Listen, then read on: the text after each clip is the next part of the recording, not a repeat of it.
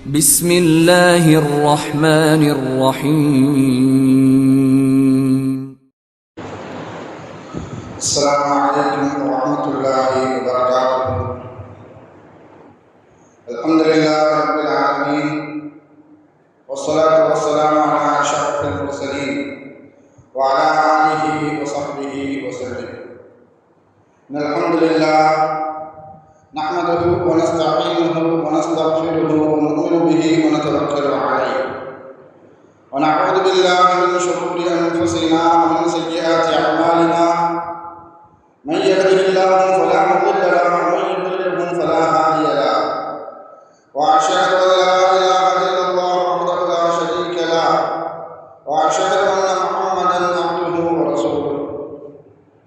قال الله تعالى: يا أيها الذين آمنوا اتقوا الله حق تقاته ولا تموتن إلا وأنتم مسلمون. وقال تعالى أيضا: يا أيها الناس اتقوا ربكم الذي خلقكم من نفس واحدة وخلق منها زوجها وبث منهما رجالا كثيرا ونساء، واتقوا الله الذي تساءلون به والأرحام إن الله كان عليكم رقيبا. وقال تعالى أيضا: يا أيها الذين آمنوا اتقوا الله وقولوا قولا سديدا يصلح لكم أعمالكم ويغفر لكم ذنوبكم، ومن يطع الله ورسوله فقد فاز فوزا عظيما. صدق الله العلي العظيم. قال نبينا صلى الله عليه وسلم: فإن أصدق الحديث كتاب الله، وخير الهدي هدي محمد صلى الله عليه وسلم، وشر الأمور محدثاتها، وكل محدثة بدعة، وكل بدعة ضلالة، وكل ضلالة في النار. வார்த்தைகளில் சிறந்தது எல்லாருடைய வார்த்தை என்றும், வழிகாட்டுதலில் சிறந்தது நபிகள் நாயகம் ஸல்லல்லாஹு அலைஹி வஸல்லம் அவர்களுடைய வழிகாட்டுதல் என்றும், காரியங்களில் மிக மிக கெட்டது மார்க்கத்தில் புதுமையை உண்டாக்குவது, ஒவ்வொரு புதுமையான காரியம் வழிகேடுகள் அனைத்தும் உங்களை நரகில் கொண்டு போய் சேர்க்கும் என்று நமது நபி ஸல்லல்லாஹு அலைஹி வஸல்லம் அவர்கள் தங்களுடைய ஒவ்வொரு சொற்களிலும் இந்த மனித சமுதாயத்திற்கு ஞாபகப்படுத்தியதை இந்த நல்ல சந்தர்ப்பத்தில் இங்கு கொண்டு போயிருக்கின்ற உங்களுடைய சிந்தனையிலும் ஆர்வமாக இந்த நபிமொழியை ஞாபகப்படுத்தி எனது உரையை ஆரம்பம் செய்கிறேன். அல்ஹம்துலில்லாஹ். கண்ணியமானவர்களே, அல்லாஹ் நல்லடியார்களே, அல்லாஹ் தஆலா தன்னுடைய ஏகத்துவ கலிமாவை தெரிவிப்பதற்காக வேண்டி இந்த உலகத்திற்கு எண்ணற்ற நபிமார்களையும் ரசூல்மார்களையும் அனுப்பி வைத்தார். அவர்கள் அனைவர்களுமே அல்லாஹ்வுடைய கட்டளையின்படி அவர்களுக்கு அனுப்பப்பட்ட சமுதாய மக்களிடத்தில் அல்லாஹ்வுடைய ஏகத்துவ கலிமாவை தெரிவித்தார்கள். அத்தனை நபிமார்கள் மீதும் ரசூல்மார்கள் மீதும் இறுதியாக வந்த நமது நபி ஸல்லல்லாஹு அலைஹி வஸல்லம் அவர்கள் மீதும் அவர்களுக்கு இறங்கிய இறை செய்தியை கண்ணால் கண்டும் காதால் கேட்டும் அப்படியே ஈமான் கொண்ட உத்தம சத்திய சஹாபாக்கள் சஹாபா பெண்மணிகள் மீதும் அவர்களுக்கு பின் வந்த தாபீன்கள் தபா தாபீன்கள் இமாம்கள் நல்லவர்கள் மீதும் குறிப்பாக இந்த ஜும்மாவில் அல்லாஹ்வை பற்றியும் அவருடைய தூதர் முஹம்மது நபி ஸல்லல்லாஹு அலைஹி வஸல்லம் அவர்களை பற்றியும் தெரிந்து கொள்வதற்காக இங்கு கொண்டு இருக்கின்ற உங்கள் மீதும் என் மீதும் உங்களது குடும்பத்தார் மீதும் எனது குடும்பத்தார் மீதும் அல்லாஹ்வுடைய சாந்தியும் சமாதானமும் பொருத்தமும் மன்னிப்பும் இன்றும் என்றென்றும் உண்டாவதாக இருக்கக்கூடிய எனது உலகை ஆரம்பம் செய்கிறேன். அல்ஹம்துலில்லாஹ். கண்ணியமானவர்களே, அல்லாஹ் நல்லடியார்களே, இந்த உலக வாழ்க்கையில் மனதினுடைய நிலை என்பது அதிகம் தேவையுடையவர்களாக இருக்கின்றோம். இது சம்பந்தமாக அல்லாஹ் தஆலா குர்ஆனில் சொல்லி காட்டும் பொழுது, வல்லாஹு கனிய்யுன் வ அன்தும் ஃபுகரா, நீங்கள் அனைவரும் தேவையுடையவர்கள், அல்லாஹ் தேவையற்றவன் என்பதாக அல்லாஹ் குர்ஆனில் சொல்லி காட்டுவான். மனிதர்களாகிய நாம் உலக வாழ்க்கையில் எல்லா சந்தர்ப்பங்களிலும் தேவையுடையவர்களாக இருக்கின்றோம். நம்முடைய தேவைகளை பற்றி யாரிடம் கூறுவது, யாரிடம் முறையிடுவது, எப்படி பேசுவது, எப்படி பெற்றுக்கொள்வது என்பது குறித்து எந்த மனிதனுக்கு அது சம்பந்தமாக அறிவும் ஞானமும் இருக்குமோ அவரே இந்த உலகத்தில் புத்திசாலி வாக்கியம் அல்ல, மிகப்பெரிய நர்பாகியசாலி. மார்க்க அறிஞர்கள் எப்படி கூறுவார்கள், எந்த மனிதனிடத்தில் 4 குணங்கள் இருக்குமோ, 4 நற்பண்புகள் யாரிடத்தில் இருக்குமோ அவள் அல்லாஹ்வுடைய நற்பாக்கியத்தை பெற்ற மிகப்பெரிய நற்பாக்கியசாலி என்பதாக மார்க்க அறிஞர்கள் குறிப்பிட்டு காட்டுவார்கள். ஒன்று, நம்முடைய எல்லா தேவைகள் குறித்தும் உலக காரியங்கள் குறித்தும் அல்லாஹ்விடத்தில் கேட்டு பெற்றுக்கொள்வது, அதிகமாக துவா கேட்பது. இந்த காரியம், இந்த செயல், இந்த நற்பண்பு யாரிடத்தில் இருக்கின்றதோ அவன் நற்பாக்கியசாலி. இரண்டாவது, நாம் உலக காரியங்களில் எந்த காரியத்தை செய்வதாக இருந்தாலும் சரி, அது சம்பந்தப்பட்ட, அது துறைகள் சம்பந்தப்பட்ட அந்த காரியங்கள் குறித்து யாருக்கு முன் அனுபவம் இருக்குமோ, யாருக்கு முன் அறிவு இருக்குமோ அவர்களிடத்தில் சென்று ஆலோசனையை பெற்றுக்கொள்வது. இப்படி யார் இந்த காரியத்தில் ஆலோசனை பெற்றுக் கொள்வார்களோ அவரும் நற்பாக்கியசாலி. மூன்றாவது, நம்முடைய காரியங்களை குறித்து அல்லாஹ்விடத்தில் இஸ்திகாரா செய்வது. யாரெல்லாம் இந்த காரியத்தை நான் செய்ய போகின்றேன், அது வியாபாரமோ, திருமணம் சம்பந்தமோ, உலக காரியங்களில் எந்த காரியமாக இருந்தாலும் சரி, சின்ன காரியமாக இருந்தாலும் சரி, பெரிய காரியமாக இருந்தாலும் சரி, அந்த காரியத்தினுடைய முடிவு குறித்து, அந்த காரியத்தினுடைய நன்மை குறித்து அல்லாஹ்விடத்தில் இஸ்திகாரா செய்வது. யாரெல்லாம் இந்த காரியத்தை நான் செய்ய போகின்றேன், இந்த காரியத்தில் ஏற்படக்கூடிய நன்மைகள் எனக்கும் என்னுடைய மார்க்கத்திற்கும் என்னுடைய உலக காரியங்கள் அனைத்திற்கும் நன்மையாக இருந்தால் அதை செய்வதற்கு எனக்கு லேசான வழியை காட்டு. அப்படி இல்லை என்றால் அந்த காரியத்தை விட்டும் அந்த செயல்பாடுகளை விட்டும் என்னை தூரமாக்கிவிடு என்பதாக அல்லாஹ்விடத்தில் யார் இஸ்திகாரா செய்வாரோ அவரும் நற்பாக்கியம் பெற்றவர். நான்காவது, நமக்கு அருளப்பட்ட அருள்கொடைகளுக்காக வேண்டி அல்லாஹ்விடத்தில் நன்றி கூறுவது, அல்லாஹ்வுக்கு நன்றி செலுத்துவது. இந்த 4 நற்பண்புகள் எந்த மனிதனிடத்தில் இருக்குமோ அவரே உலகத்தில் மிகப்பெரிய நற்பாக்கியசாலி என்பதாக மார்க்க அறிஞர்கள் நமக்கு வலியுறுத்துவார்கள். முதலாவதாக பண்பு துவா கேட்பது. வானம் பூமியினுடைய அனைத்து அருள்கொடைகளையும் பெற்றுத் தரக்கூடிய, வானம் பூமிகளுடைய அனைத்து ஆபத்துகளை விட்டும் தடுக்கக்கூடிய ஒரே ஒரு ஆயுதம், ஒரே ஒரு கேடயம் இருக்கும் என்றால் அது துவா தான்.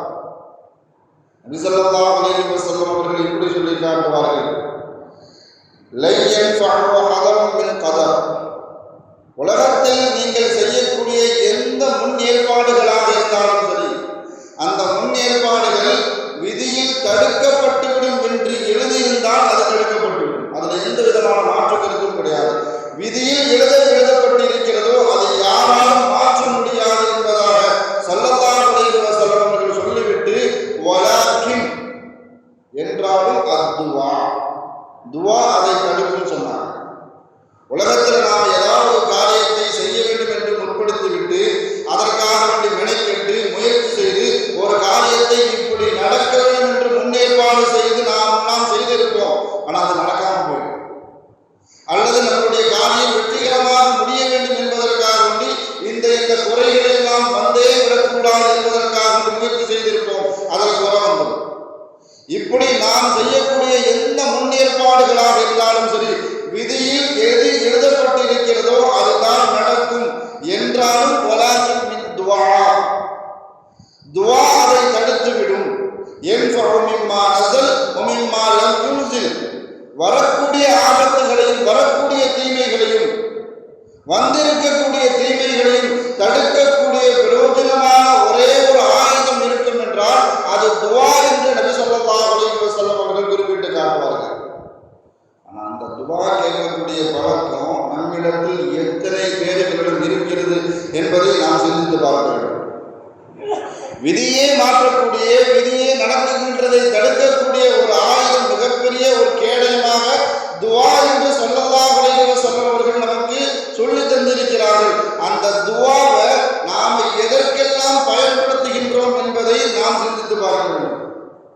நம்முடைய துவாவினுடைய அளவுகோலை என்னவென்று சொன்னால், பள்ளிவாசலுக்கு வந்தால், அதுவும் தொழுதால், நம்முடைய தேவைகளை கேட்பதற்கு, நமக்கு வரக்கூடிய கஷ்டங்களை விட்டும் பாதுகாப்பு தேடுவதற்கு, இதற்காக மாத்திரம்தான் நாம் நம்முடைய துவாக்களை பயன்படுத்தி கொண்டிருக்கின்றோம். இது அல்லாம நம்முடைய தேவைகள்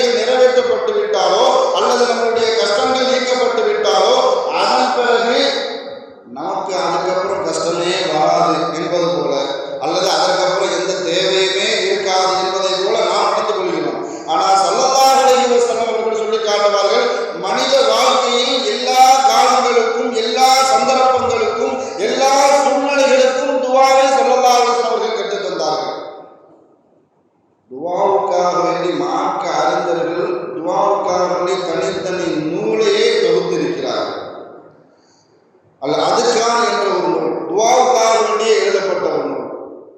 அமளி யோமில் வல்லை, காலையில் எழுந்ததிலிருந்து இரவு தூங்குகின்ற வரைக்கும், படுக்கைக்காக வேண்டி செல்கின்ற வரைக்கும், மனித வாழ்க்கையில் சந்திக்கின்ற பார்க்கின்ற எல்லா சூழலுக்கும் எல்லா சந்தர்ப்பங்களுக்கும் துவாவாகவே ஒரு கிதாபுகள் தொகுக்கப்பட்டிருக்கிறது.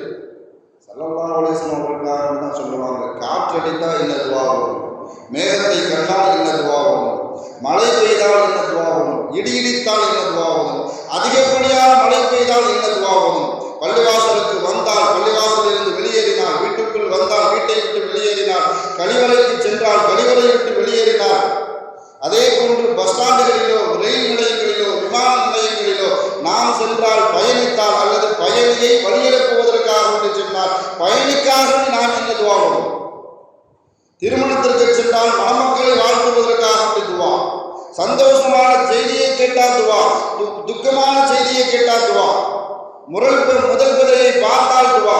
இப்படி வாழ்வில் நாம் எல்லா சந்தர்ப்பங்களிலும் துவா இல்லாத ஒரு நிமிடம் கூட நம்மை விட்டும் கழியாது என்று சொல்லும் அளவுக்கு ஸல்லல்லாஹு அலைஹி வஸல்லம் அவர்கள் துவாவை கற்று தந்திருக்கிறார்கள். ஆனால் இந்த துவாக்களை நாம் எத்தனை பேர் கற்று வைத்திருக்கின்றோம், எத்தனை பேர் நம்ம வாழ்வில் அமல்படுத்திக் கொண்டிருக்கின்றோம், இதை நாம் சிந்திச்சு பார்க்கணும். நம்முடைய துவாவினுடைய அளவுகளே நம்முடைய தேவைகளை கேட்பதற்கும் அல்லது நம்மளுடைய கஷ்டங்களை போக்குவதற்குமாகவே நம்மளுடைய துவாவை நாம் பயன்படுத்திக் கொண்டிருக்கின்றோம். ஸல்லல்லாஹு அலைஹி வஸல்லம் அவர்கள் வாழ்வில் ஏற்படக்கூடிய எல்லா சந்தர்ப்பங்களிலும் துவாவை நமக்கு கற்றுத்தந்திருப்பதற்கு மிகப்பெரிய அவசியமே நாம் அல்லாஹ்விடத்தில் தேவை உடையவர்கள் என்பதை நாம் முதலில் உணர வேண்டும் என்பதற்காக வேண்டி.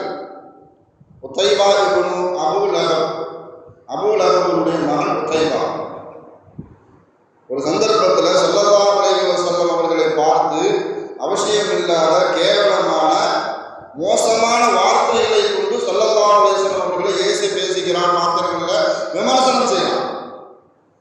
இந்த ஏசி பேசிவிட்டு தன்னுடைய தந்தை அபூலஹபிட போய் சொல்றான், நான் முஹம்மது ஸல்லல்லாஹு அலைஹி வஸல்லம் அவர்களை பார்த்து இப்படிப்பட்ட வார்த்தைகள்லாம் நான் பேசிட்டு வந்துட்டேன் அப்படின்னு பெருமையாக என்ன செய்யறான், தன்னுடைய தந்தை அபூலஹபிட போய் சொல்றான். சொல்லக்கூடிய நேரத்தில் அபூலஹப் கேட்கிறார், இதற்கு எதிர்கருத்து ஸல்லல்லாஹு அலைஹி வஸல்லம் முஹம்மது எந்த விதமான எதிர்கருத்தும் எதிர்வினை ஆற்றவில்லையா என்பதாக கேட்கும் பொழுது அவர் நான் சொல்லிக்கிட்டே இருக்கும் பொழுது சொல்லினுடைய முடிவில் ஒரு வார்த்தை சொல்லி காட்டினாரு என்பதாக அபூலஹபிட்ட உத்தைபா சொல்லி காட்டினார். என்ன சொன்னார் அப்படின்னா அபூலஹப் கேட்கிறான். அவர் சொல்லி காட்டினார், அல்லாஹும்ம ஸல்லி அலைக கல்பம் மின் கிலாப், யா அல்லாஹ் இவன் மீது உன்னுடைய நாய்களிலிருந்து சில நாய்களை இவன் மீது சாட்டி விடுவாயாக என்பதாக அபூ ஸல்லல்லாஹு அலைஹி வஸல்லம் அவர்கள் சொன்னதாக உத்தைபா தன்னுடைய தந்தை அபூலஹபிடம் சொல்லி காட்டார். இந்த வார்த்தையை கேட்டவன அபூலஹப் அப்படியே என்ன செஞ்சார், அதிர்ச்சி அடையார். இப்படி முகமது சொன்னாரா, இப்படியே முகமது சொன்னாரா என்பதாக அபூலஹப் தன்னுடைய மகன் உத்தைபாவிடம் கேட்கும் பொழுது ஆனால் இப்படிதான் சொன்னாரு. ஆனால் இந்த வார்த்தையினுடைய கணம், இந்த வார்த்தையினுடைய வீரியம் உத்தைபாவுக்கு தெரிந்ததோ இல்லையோ அபூலஹபுக்கு நன்றாக தெரிந்திருந்தது. எப்பொழுது ஸல்லல்லாஹு அலைஹி வஸல்லம் அவர்கள் இந்த துஆவை உத்தைபாவுக்கு எதிராக கேட்டார்களோ அன்றைய தினத்திலிருந்து அபூலஹப் தன்னுடைய மகனுடைய வாழ்க்கை குறித்து கண்ணும் கருத்துமா இருந்தார்.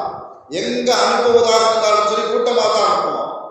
என்ன அந்த வார்த்தையினுடைய வீரியம் கேட்டது யார்? ஸல்லல்லாஹு அலைஹி வஸல்லம் அவர்கள். சிரியாவுக்கு போன இடத்துல வியாபாரத்திற்காக வந்து உத்தைபா சொல்லியிருக்கிறார். கூட சேர்ந்து போனவர்களிடத்துல எல்லாம் அபூலஹப், நீங்க எங்க போனாலும் இவனை மத்தியில் வச்சுட்டு நீங்க சூழ்ந்து இருந்துட்டுங்க. அபூலஹபினுடைய கட்டளையே அப்படிப்பட்ட கட்டளை தான். சிரியாவில் வியாபாரத்தை முடிச்சுட்டு ஒரு இடத்துல இரவு தங்கக்கூடிய சூழல் ஏற்படக்கூடிய அந்த நேரத்துல உத்தைபாவை மத்தியில படுக்க வச்சுட்டு எல்லாரும் சூழ்ந்து படுத்திருக்கிறாங்க. கூட சென்றவர்கள் எல்லாரும். ஸல்லல்லாஹு அலைஹி வஸல்லம் அவர்களுடைய துஆ அன்று ஏற்றுக்கொள்ளப்பட்டது. அவர்களுடைய துஆவின் கணம், அந்த துஆவினுடைய வீரியம் அபூலஹப் அதிகமாக விளங்கி இருந்தான். அதனால தான் தங்கியிருந்த இடத்துல ஒரு சிங்க எல்லாத்தையுமே மோப்பம் முடிச்சுட்டே வந்தது. காலில் இருந்து தலை வரைக்கும் ஒவ்வொரு மனிதனாக மோப்பமிட்டு கடைசியில உத்தைபாவை பார்த்த உடனே கடித்து குதிரை தூக்கி எரிஞ்சிட்டு போயிடுச்சு.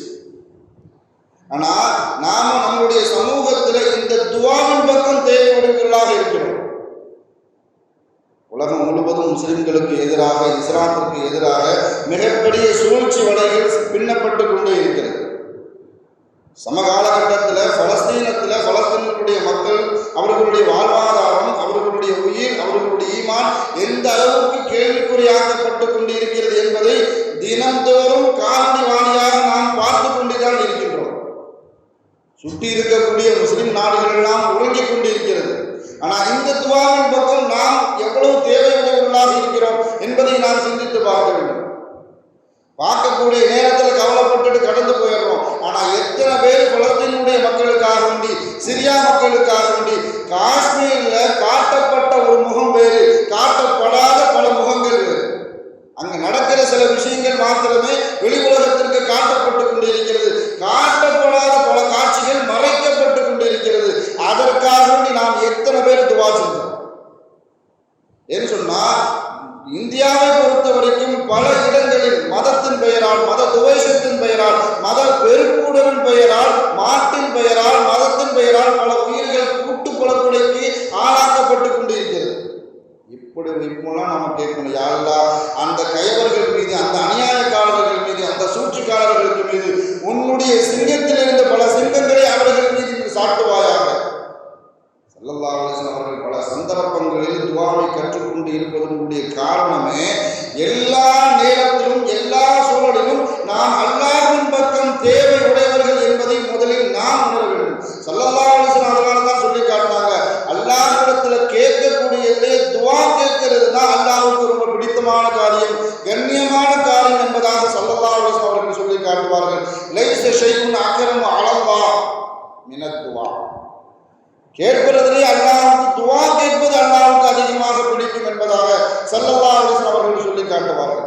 சஹாபாக்களிடத்தில் சொன்னாங்க, துஆ கேட்கிறதுனால எந்த அளவுக்கு பயனளிக்கும்னு சொன்னா, நீங்க கேட்கிறது முதல்ல உங்களுக்கு கிடைக்கும்.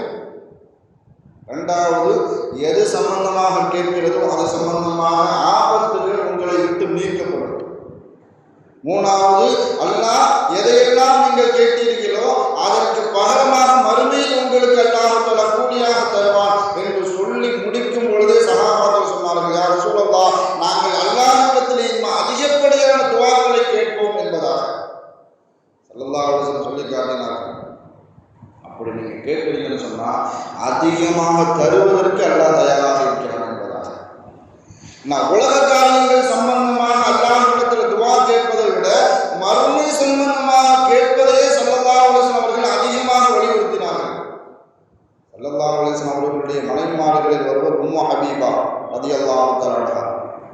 அவங்க இப்படி துஆ கேட்கிறாங்க, யா அல்லாஹ், என்னுடைய கணவர் முஹம்மது ஸல்லல்லாஹு அலைஹி வஸல்லம் அவர்களுக்கும், என்னுடைய தந்தை அபூ சுஃபியான் அவர்களுக்கும், என்னுடைய சகோதரர் முஆவியா ரலியல்லாஹு தஆலா அவர்களுக்கும் அவர்களுடைய வாழ்நாளை அதிகப்படுத்துவதன் மூலமாக எனக்கு கண்குளிர்ச்சியை தா என்பதாக ஸல்லல்லாஹு அலைஹி வஸல்லம் அவர்களுடைய மனைவிமார்களில் ஒருவரான உம்மு ஹபீபா ரலியல்லாஹு இப்படி அல்லாஹ்விடத்தில் துஆ கேட்கிறாங்க. கேட்கிறது தப்பில்லை, நம் வாழ்நாளை கூட்டுவதற்காக வேண்டி அல்லாஹ்விடத்தில் கேட்பது தப்பில்லை. ஆனால் அது பிரயோஜனமான வாழ்நாளாக இருக்கும்.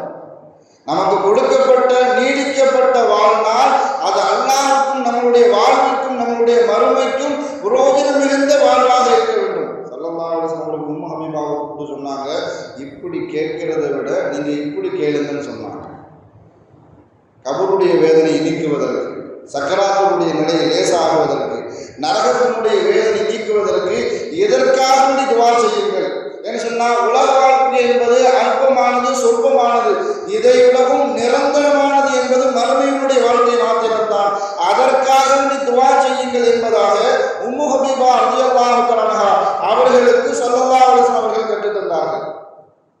பொதுவாக நாம் எந்த இடத்துல ரொம்ப கவனக்குறைவாக இருக்குன்னு சொன்னால், நமக்கு உதவி செய்தவர்களுக்கு பிரதி உபகாரம் செய்யக்கூடிய காரியங்களில் ரொம்ப கவனக்குறைவாக இருக்கும். அதனால தான் ஒரு நிகழ்ச்சி ஏற்பாடு செய்யும் பொழுது முன்னுரை, தலைமை உரை, துவக்க உரை, சிறப்புரை அப்படிலாம் போட்டு கடைசியில் நன்றி உரைன்னு சொல்லி போடுவாங்க.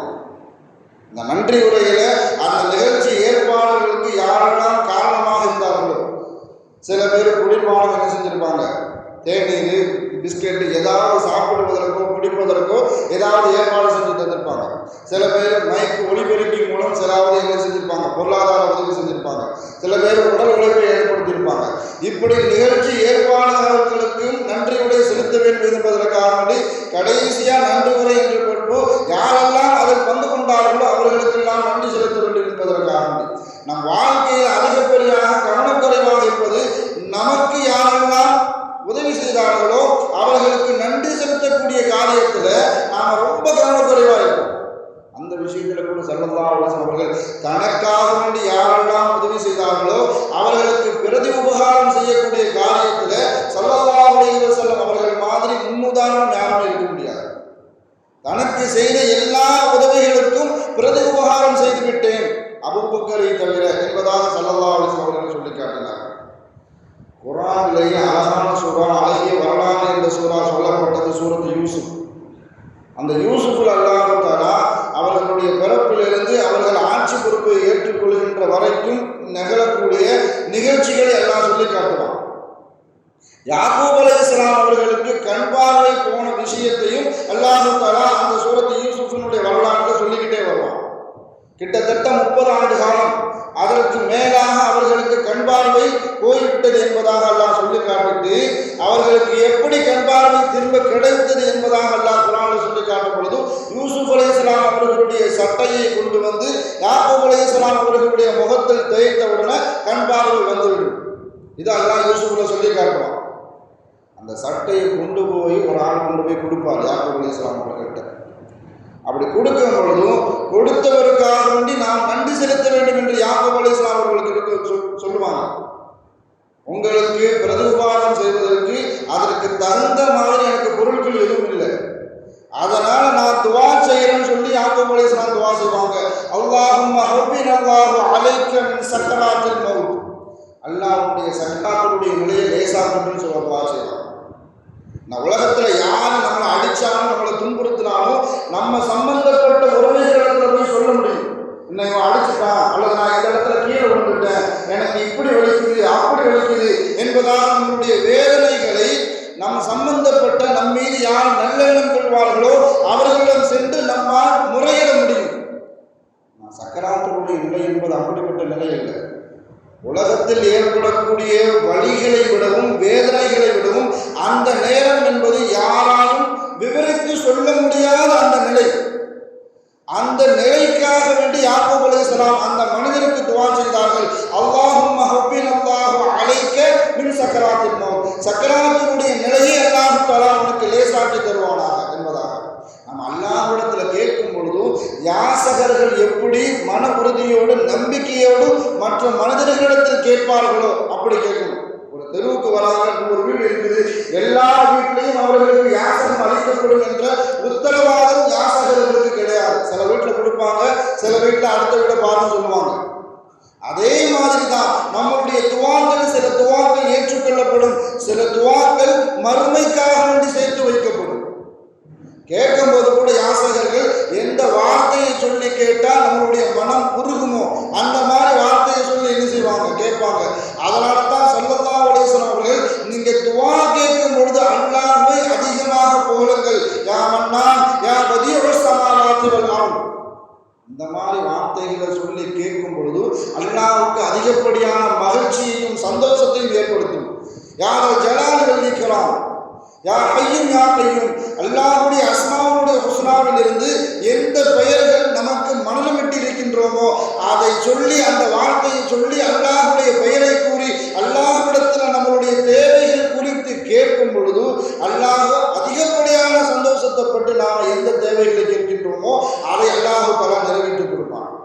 இந்த மாதிரி வார்த்தையை சொல்லி ஸல்லல்லாஹு அலைஹி வஸல்லம் அவர்களிடத்தில் அருகாமையில் இருந்து யார் துஆ கேட்டாலும் அவர்களுக்கு ஸல்லல்லாஹு அலைஹி வஸல்லம் அவர்கள் ஒரு அங்கீகாரத்தை கொடுப்பாங்க. நீங்க அல்லாஹ் அதிகப்படியாக புகழ்ந்துட்டீங்க, இந்த வார்த்தையை சொல்லி கேட்டு விட்டீர்கள், உங்களுடைய துஆ ஒப்புக்கொள்ளப்படும் என்பதாக ஸல்லல்லாஹு அலைஹி வஸல்லம் அவர்கள் அந்த சஹாபாக்களுக்கு உத்தரவாதம் கொடுப்பாங்க. ஸல்லல்லாஹு அலைஹி வஸல்லம் அவர்கள் எதற்காக வேண்டியெல்லாம் துஆ கேட்டு இருக்கிறார்கள் என்று பார்க்கும் பொழுது ரொம்ப பிரமிப்பாக இருக்கும். மதீனாவினுடைய விவசாய அன்சாரிகள் பேரிச்சம்பழத்தை கொண்டு வந்து வியாபாரத்தை கொண்டு போவதற்கு முன்பாகவே ஸல்லல்லாஹு அலைஹி வஸல்லம் அவர்கள் வந்து காட்டுவாங்க. யார் சொல்லலாம், இந்த வியாபாரத்திற்காக வேண்டி, இந்த பேரிச்சம்பழத்திற்காக வேண்டி துஆ செய்யுங்க. அல்லாஹும்ம பாரிக் லனா ஃபீ தமரினா, யா அல்லாஹ் எங்களுக்கு பரக்கத் செய்வாயாக, எங்களுடைய இந்த பழங்களில் பரக்கத் செய்வாயாக. அல்லாஹும்ம பாரிக் லனா ஃபீ முத்தினா வ சாகினா, யா அல்லாஹ் எங்களுடைய அளவு நிறுவைகளில் பரக்கத் செய்வாயாக. நாம எதை விற்பனைக்காக வேண்டி வைத்திருக்கின்றோமோ அதனுடைய பொருளுக்காக வேண்டி எதை நிறுத்து அளவுகளாக கொடுப்போமோ அந்த நிலவு அளவுகளுக்காக வேண்டியும் ஸல்லல்லாஹு அலைஹி வஸல்லம் அவர்கள் துஆ செய்திருக்கிறார்கள். இப்படி பார்க்கும் பொழுது நம்முடைய காலகட்டத்தில் சந்தர்ப்பத்தில் ஏற்படக்கூடிய எல்லா நிலைகளுக்காக வேண்டியும் அல்லாஹ்விடத்தில் துஆ செய்ய வேண்டும் என்று ஸல்லல்லாஹு அலைஹி வஸல்லம் அவர்கள் நமக்கு கற்றுத் தருகிறார்கள். இரண்டாவது காரியம் ஆலோசனை செய்கிறது.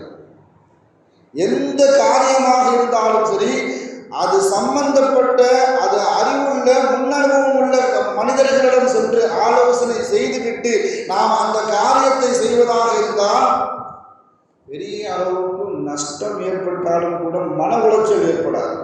அப்படி இல்லைன்னு சொன்னா, நான் ஆலோசனை செய்யல, நான் தான் எல்லாம் அப்படின்னு நினைச்ச ஒரு காரியத்தை ஆலோசனை செய்யாமல் செய்வதற்கு முற்பட்டால் மிகப்பெரிய நஷ்டம் ஏற்பட்டது மாத்திரமல்ல, அந்த நஷ்டம் ஏற்பட்டதனுடைய வழி மௌத்து வரைக்கும் இருக்கும். இப்படி செஞ்சுட்டோங்க, இதனால் நாம் இப்படி கேட்டிருக்கலாமே என்பதாக அதனுடைய மன உளைச்சல் மௌத்து வரைக்கும் அல்லாஹ் தந்திருப்பான். நான் ஸல்லல்லாஹு அலைஹி வஸல்லம் அவர்கள் அல்லாஹ்வுடைய தூதராக இருந்தாலும் தான் ஒரு காரியத்தை செய்வதாக இருந்தால் சஹாபாக்களிடம் ஆலோசனை செய்துவிட்டுத்தான் அந்த காரியத்தை செய்வதற்கு முற்படுவார்கள். இதுக்கு உதாரணமாக இஸ்லாத்தில் அவர்கள் ஏற்று அனுபவித்த எல்லா போர்களுமே உதாரணமாக இருக்கிறது. உமர் ரலியல்லாஹு அன்ஹு அவர்களுடைய ஆட்சி காலகட்டத்தில் சிரியாவுக்காக பயணப்படுவார்கள். கிட்டத்தட்ட 1500 மனிதர்களுக்கு மேலாக சஹாபாக்களை அழைத்து செல்கிறார்கள். சிரியாவுடைய எல்லை பகுதிக்கு வந்து விட்டார்கள். வந்த நேரத்தில் அப்பதான் அவர்களுக்கு ஒரு தகவல் கிடைக்குது. அம்வாஸ் என்ற ஊர்ல காலரா நோய் பரவிட்டு இருக்குது. இதனால கொத்தாக மனிதர்கள் மரணம் அடைந்து கொண்டிருக்கிறார்கள். அந்த ஊருக்குள்ள வர வேண்டாம் என்பதாக அவர்களுக்கு ஒரு தகவல். உடனே என்ன செய்யலாம், வந்த தகவலுக்கு உடனே என்ன செய்யலாம்னு சொன்னா, சஹாபாக்களை கூப்பிட்டு ஆலோசனை செய்யறாங்க. முதல்ல அன்சாரி சோழர்கள்ட்ட என்ன செய்யறாங்க, அன்சாரி சஹாபாக்களிடத்துல ஆலோசனை செய்கிறார்கள். முஹாஜிர் சஹாபாக்களிடத்தில் ஆலோசனை செய்கிறார்கள். முக்கியமான சஹாபாக்களிடத்தில் இப்படி ஆலோசனை செய்கிறார்கள். 2 விதமான கருத்து வருது. ஒன்று உள்ளக்க போங்க, சிரியாவை உள்ளக்க போங்க, அல்லது வெளியில போங்க, ஊருக்குள்ளேயே நுழைய வேண்டாம் என்பதாக 2 விதமான ஆலோசனை கருத்துக்களும் உமர் ரலியல்லாஹு தஆலா அவர்களுக்கு எத்தி வைக்கப்படுகிறது. கடைசியில் அவங்க என்ன முடிவெடுக்கிறாங்கன்னு சொன்னா, சிரியாவுக்குள்ள போக வேண்டாம் என்ற முடிவெடுத்து வெளியாகக்கூடிய நேரத்தில் அபூ உபைதா என்று சொல்லக்கூடிய ஒரு சஹாபி உமர் ரலியல்லாஹு தஆலா அவர்களுக்கு வந்து கேட்கிறாங்க, ஹலீஃபா, அல்லாஹ்வுடைய விதியை விட்டு நீங்கள் தப்பித்து விடலாம் என்று நினைக்கின்றீர்களோ, அல்லாஹ்வுடைய விதியை விட்டும் நீங்க விரண்டோடுகிறீர்களா என்பதாக அபூ உபைதா என்று சொல்லக்கூடிய ஒரு சஹாபி கேட்கக்கூடிய நேரத்தில் உமர் ரலியல்லாஹு தஆலா அவர்கள் சொல்லி காட்டினார்கள், நஃபிரு மின் கதரில்லாஹி இலா கதரில்லாஹ், அல்லாஹ்வுடைய ஒரு விதியிலிருந்து இன்னொரு விதிக்கு நாங்கள் செல்கிறோம். அம்வாஸ் என்ற ஊர்ல காலரா நோய் பரவிட்டு இருக்குது அப்படின்னு சொன்னா, இவ்வளவு பெரிய கூட்டத்தை கொண்டு போய் அவர்களை உள்ளத்தை கொண்டு போய் நுழைக்கிறது என்பது தற்கொலைக்கு சமமானது. ஸல்லல்லாஹு அலைஹி வஸல்லம் அவர்களுடைய ஹதீஸே அப்படிதான் கட்டல.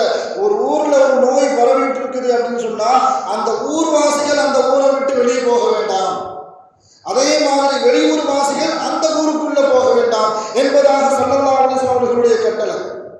அதனால தான் உமர் ரலியல்லாஹு தஆலா அவர்கள் சொல்லி காட்டினார்கள், நஃபிரு மின் கதரில்லாஹி இலா கதரில்லாஹ், அல்லாஹ்வுடைய ஒரு விதியிலிருந்து நாங்கள் இன்னொரு விதிக்கு செல்கின்றோம் என்பதாக உமர் ரலியல்லாஹு தஆலா அவர்கள் அபூ உபைதா ரலியல்லாஹு தஆலா அவர்கள் சொல்லி காட்டினார்கள். மூணாவது விஷயம், அல்லாஹ்விடத்தில் இஸ்திகாரா செய்வது. நாம் எந்த காரியத்தை, ஒரு சின்ன காரியமோ பெரிய காரியமோ, பெண் பார்க்கக்கூடிய விஷயமோ, வியாபாரத்தை ஆரம்பிக்கக்கூடிய செய்தியோ, எதுவாக இருந்தாலும் அல்லாஹ்விடத்தில் ஆலோசனை செய்வது. எது நமக்கு நன்மை, எது நமக்கு தீமை, என்பது உலக மக்களை விடவும் அடியார்களை விடவும் நம்மை படைத்த ரப்புக்கு அழகாக தெரியும். அபு அய்யூபுல் அன்சாரி என்ற சொல்லக்கூடிய ஒரு சஹாபி ஸல்லல்லாஹு அலைஹி வஸல்லம் அவர்கள் கேட்குறாங்க, யா ரசூலல்லாஹ், இந்த வீட்டில் இந்த பெண்ணை நான் திருமணம் முடிக்கலாம் என்று நினைக்கின்றேன், உங்களுடைய கருத்து என்னன்னு கேட்குறாங்க. இந்த பெண்ணை ஒரு குறிப்பிட்ட ஒரு பெண் பேரை சொல்லி, ஒரு குடும்பத்தாரர்களுடைய பேரை சொல்லி, இந்த வீட்டு பெண்ணை நான் திருமணம் முடிக்கலாம் என்று நினைக்கின்றேன், உங்களுடைய கருத்து என்ன அப்படின்னு கேட்கும் பொழுது ஸல்லல்லாஹு அலைஹி வஸல்லம் அவர்கள் சொல்லி காட்டினார்கள். 2 விஷயத்த சொன்னாங்க. இந்த பெண் பேசின விஷயத்தை மற்ற யாரிடத்திலும் சொல்லாதுன்னு சொன்னாங்க. முதல் விஷயம். சொல்லப்பட்ட காரணம் என்னன்னு சொன்னால், பொதுவாக ஸல்லல்லாஹு அலைஹி வஸல்லம் அவர்கள் நமக்கு ஒரு ஞானத்து கிடைத்திருக்கின்றது, நமக்கு பிடிக்காத இடத்துல போய் அந்த ஞானத்தை பற்றி சொன்னான்னு சொன்னால் அது சம்பந்தமாக அவர்கள் என்ன செய்வாங்க, வைத்தறிச்சல் விடுவாங்க, போராமை குணம் வந்துவிடும். அதனால் அந்த போராமை குணம் வருவதற்கு நீ வழிவகுத்து விடக்கூடாது. அதனால தான் எல்லா ஞானத்துகளையும் எல்லா இடத்திலும் சொல்ல வேண்டிய அவசியம் இல்லை. யார் நம் மீது நற்குணம் வைத்திருப்பார்களோ, நன்னம்பிக்கை வைத்திருப்பார்களோ, நல்ல வாழ வேண்டும் என்று நினைப்பார்களோ அவர்களிடத்தில் சென்று சிறந்த ஆலோசனை பெற வேண்டும். அவர்களிடத்தில் நம்மளுடைய ஞாபகத்துகளை பற்றி சொல்லலாம். என்னுடைய கடையில் இன்னைக்கு இந்த அளவுக்கு வியாபாரம் நடந்துச்சு, யார் நம் மீது யார் நன்னெண்ணம் கொண்டிருப்பார்களோ அவர்களிடத்தில் சொல்லலாம். நமக்கு போட்டியாக ஒருத்தன் கடை போட்டிருக்கிறான், அவன்கிட்ட போய் உனக்கு நேரத்தை எவ்வளோ வியாபாரம் நடந்துச்சு, எனக்கு இவ்வளவு நடந்துச்சு அப்படின்னு சொல்லும் பொழுது அவனுக்கு போராமை குணம் வந்துவிடும். அதனாலேயே சொன்னாங்க, இந்த சம்பந்தப்பட்ட விஷயத்தை, இந்த சம்பந்தம் பேசுகிற விஷயத்தை யார்கிட்டையும் சொல்லாத. அதுக்கப்புறம் ஒரு துவாவை கற்றுக் கொடுத்தார்கள் ஸல்லல்லாஹு அலைஹி வஸல்லம் அவர்கள். அல்லாஹும்ம இன்னக தக்தீர் வலா அக்தீர், யா அல்லாஹ், நீயே ஆற்றல் உடையவன், சக்தி பெற்றவன், எனக்கு எந்த சக்தியும் இல்லை.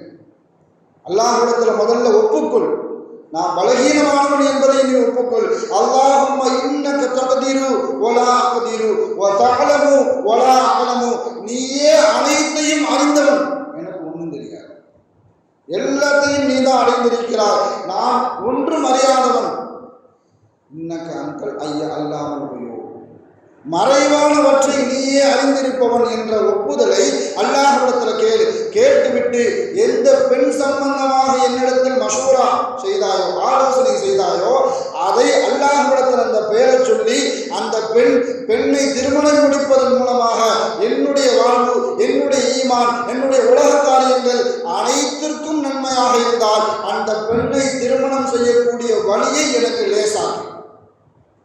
அப்படி இல்லைன்னு சொன்னா, தீமையாக இருந்தால் அதை விட்டு என்னை தூரமாக்கிவிடு என்ற இந்த துவாவையும் ஸல்லல்லாஹு அலைஹி வஸல்லம் அவர்கள் அல்லாஹ்விடத்தில் இஸ்திகாரா செய்வதாக இருந்தால் இப்படி கேள் என்பதாக அபு அய்யூபுல் அன்சாரி ரலியல்லாஹு தஆலா அவர்களுக்கு கற்றுக் கொடுத்தார்கள். 4வது காரியம் நன்றி செலுத்துறது. நமக்கு கிடைத்திருக்கக்கூடிய அனைத்து விதமான அருள்கொடைகள் நாம் சர்வசாதாரணமாக நினைக்கிறது நம்மளுடைய உடல் உறுப்பு. நம்மளுடைய உடல் உறுப்பை பற்றி நாம் ஒரு பெருசாக நினைக்கிறதே இல்லை. ஆனால் யாருக்கு அந்த உடல் உறுப்புல பாதிப்பு ஏற்பட்டு இருக்குமோ அவர்கள்ட்ட போய் கேட்டால் தெரியும். ஒரு சின்ன ஒரு பல்லு கெட்டதாக இருந்தால் கூட, அது சம்பந்தப்பட்ட ஒரு டூப்ளிகேட் பல்ல மாற்றதாக இருந்தால் கூட எவ்வளவு விலை கேட்குறாங்க, அதற்கு நாம் எவ்வளவு மெனக்கிட வேண்டியிருக்கிறது. அது ஒரிஜினல் பல்லு மாதிரி அது வர்றதுக்கு எவ்வளவு மூச்சு விடும். அதே மாதிரி நம்மளுடைய மூச்சு காற்று, நம்மளுடைய கண் பார்வை, நம்மளுடைய பேச்சுத்திறன், நம்மளுடைய உடல் உறுப்புக்கு சம்பந்தமாக எதையுமே நாம் அருள்கொடையாக நினைக்கிறதே இல்லை. நாம் நினைக்கிறது அவன் மேல்தட்டத்தில் இருக்கான், நாம் கீழ்த்தட்டத்தில் இருக்கோம், அவனுக்கு அல்ல அதிகப்படியான அருள்கொடைகளை செய்திருக்கிறான், நமக்கு ஒன்றுமே செய்யல என்பதாக நிராசை அடைகிறோம். நமக்கு கிடைத்திருக்கக்கூடிய அருள்கொடைகளை நினைத்து அல்லாஹ்வுக்கு நன்றி செலுத்திவிட்டாலே அல்லாஹ் தஆலா நம்மளுடைய வாழ்நாளில் அனைத்தையும் நல்லதாக ஆக்கிவிடுவான். ஸல்லல்லாஹு அலைஹி வஸல்லம் அவர்கள் எந்த நன்மையான காரியங்களை குறித்து நமக்கு செயல்படுத்துவதற்கு உத்தரவிட்டார்களோ அதன்படி வாழ்வதற்கும் வழிபடுவதற்கும் அல்லாஹ் தஆலா நமக்கு அருள் புரிவானாக. வாழும் காலமெல்லாம் மருத்துவமனை கஷ்டங்கள், அதன் செலவுகள், சிரமங்கள் அனைத்தை விட்டும் அல்லாஹ் தஆலா நம்மை பரிபூர்ணமாக பாதுகாப்பானாக. வாழும் காலமெல்லாம் நோய் நொடிகள் இல்லாமல் உடல் ஆரோக்கியத்தோடு மனநிறைவோடு இன்பத்தோடு அல்லாஹ்வை நின்று வணங்கி வழிபட்டு வாழும் நசீபை எல்லாம் அல்லாஹ் உங்களுக்கும் எனக்கும் நம்மை ஈண்டெடுத்த தாய் தந்தையர்களுக்கும் நம் மனைவி மக்கள் உற்றார் உறவினர் யாவருக்கும் கொடுத்தருள் புரிவானாக என்று கூறி எனது வார்த்தையை நிவர்த்தி செய்கிறேன். வாஹிர் தாவானா அல்ஹம்துலில்லாஹி ரப்பில் ஆலமீன். அஸ்ஸலாமு அலைக்கும்.